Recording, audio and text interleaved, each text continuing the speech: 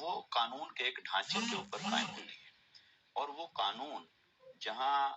آئینی طور پر، پھر قانونی طور پر، پھر انتظامی طور پر، یہ تین اس کی لیئرز آپ کہہ سکتے ہیں کہ آئینی ہے، پھر قانونی ہے، پھر انتظامی ہے۔ یہ جو پابندیاں ہوتی ہیں یا لیجسلیشن ہوتی ہے یا جو بھی پالیسیز ہوتی ہیں، ان کو شخصی آزادی کے خلاف نہیں گردانا جا سکتا۔ شخصی آزادی بشرط میں شخصی آزادی کا تحفظ کر رہا ہوتا ہے۔ جی بشرطے کہ اس کے اندر ایک تو کسی کے ساتھ ڈسکریمنیشن نہ ہو رہی ہو، کیونکہ یہ سب کو نظر آ رہا ہوتا ہے، اور عقل سلیم اس کا تجزیہ کر لیتی ہے کہ ایک ہی رول ہے، وہ کسی اور کے لیے مختلف انداز میں اپلائی کیا جا رہا ہے اور دوسرے کے لیے مختلف انداز میں اپلائی کیا جا رہا ہے۔ تو یہ جو ڈسکریمنیشن ہے، امتیاز ہے، امتیازی سلوک ہے، یہ ایک منفی رد عمل کو جنم دیتا ہے۔ لہٰذا اگر ہم کسی کے ساتھ امتیازی سلوک کریں گے تو منفی رد عمل کے لیے بھی پھر ہمیں تیار ہونا چاہیے، اور وہ منفی رد عمل پھر آپ کہیں اعتدال پر رہے گا، یہ بھی نہیں ہوگا۔ وہ منفی رد عمل بھی پھر کسی ایکسٹریم کی طرف چلا جائے گا،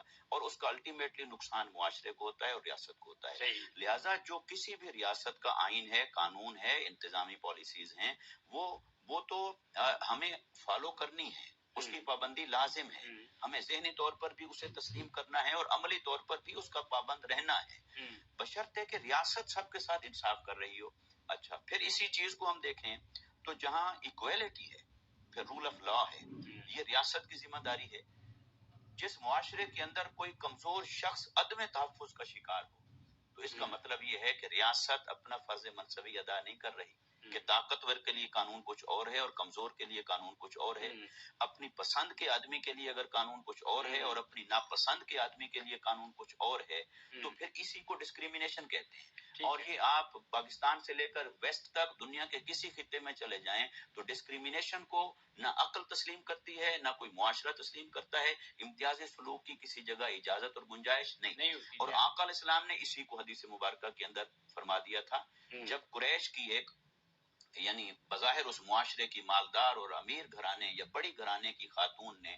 کوئی ارتکاب کیا، تو آقا علیہ السلام نے اپنی صاحبزادی کا فرمایا کہ اگر یہی چیز میری صاحبزادی سے ہوئی ہوتی بفرض محال، اگرچہ وہ تو ایسی ہستی ہیں کہ ان کی پاکیزگی اور طہارت کو قرآن نے بیان کیا، مگر آقا علیہ السلام نے سمجھانے کے لیے بفرض محال فرمایا، تو پھر فرمایا یہاں بھی میں وہی اپلائی کرتا ہوں، یعنی امتیاز نہیں ہونا ہے، یعنی ڈسکریمنیشن نہ ہوتی۔ تو جو رول آف لا ہے وہ سب کے لیے وہی اپلائی ہوتا، تو یہ آقا علیہ السلام کی سیرت سے ہے۔ تو لہٰذا ہمیں خلفائے راشدین اور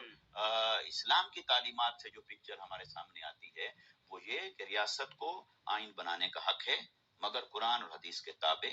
اسے قانون بنانے کا بھی حق ہے مگر سنت نبوی اور دین کی حدود و قیود کے اندر، اسے انتظامی پالیسیاں بھی بنانے کا حق ہے مگر وہ بھی اخلاقیات اور دین اور اسلام کی تعلیمات کے اندر رہتے ہوئے بنائے، پھر اس کو امپلیمنٹ کرے، پھر اس میں ڈسکریمنیشن نہ کرے، بلکہ کمزور کو اتنا طاقتور بنا دے کہ وہ کمزور جب قانون کے ساتھ کھڑا ہو تو اسے لگے کہ میرے سامنے کوئی بڑے سے بڑا جابر بھی نہیں ٹھہر پائے۔